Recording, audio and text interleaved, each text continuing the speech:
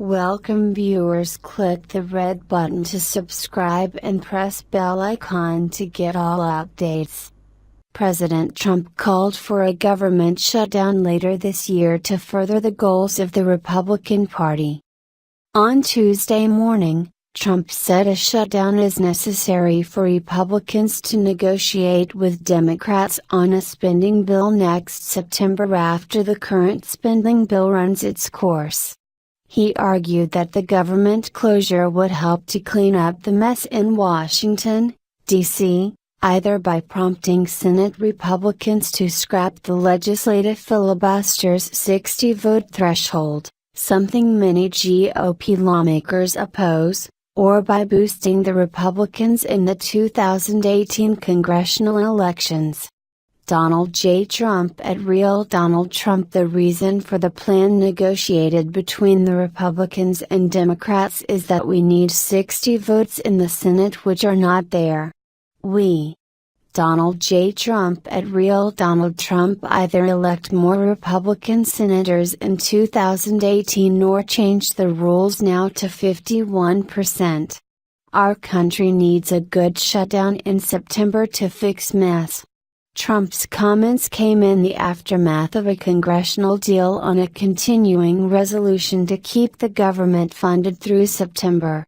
And Democrats secured a number of wins at Trump's expense.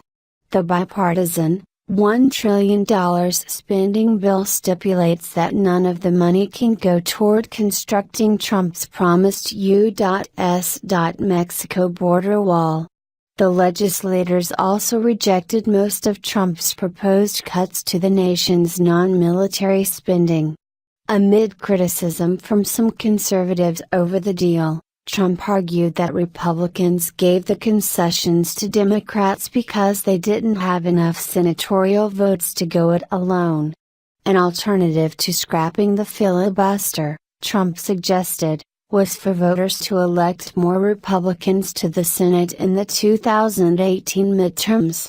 Trump has repeatedly expressed frustration at Congress for not quickly embracing his legislative agenda. In a recent interview, Trump denounced the rules of Congress as unbelievably archaic and slow-moving, and he called Democrats totally obstructionist at a rally in Pennsylvania on Saturday. Nevertheless, he said, Republicans would win the great battles ahead.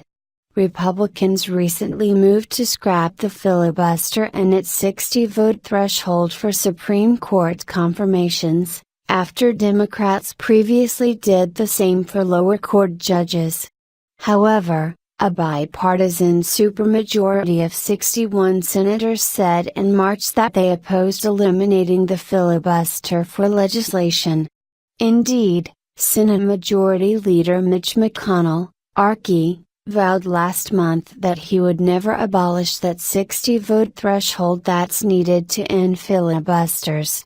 On a conference call with reporters, Office of Management and Budget Director Mick Mulvaney called Trump's push for a shutdown defensible but said he was focused on the current proposal.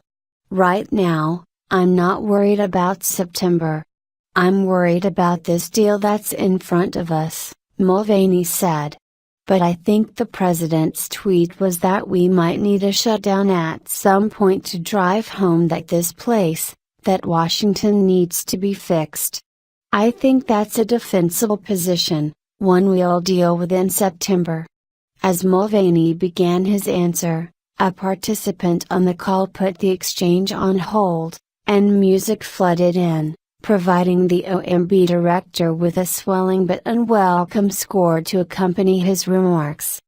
After a classical piece, the music turned to patriotic pop like Yankee Doodle Dandy and finally America the Beautiful.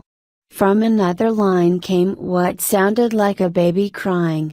Before Trump's provocative call for a government shutdown, the news cycle was on track for the second straight day to focus on his peculiar understanding of the underlying factors leading to the Civil War.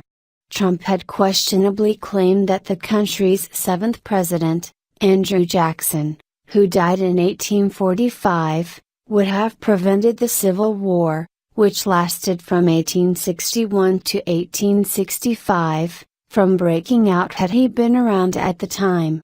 Trump's apparent fondness for autocrats was also bubbling up in the news cycle.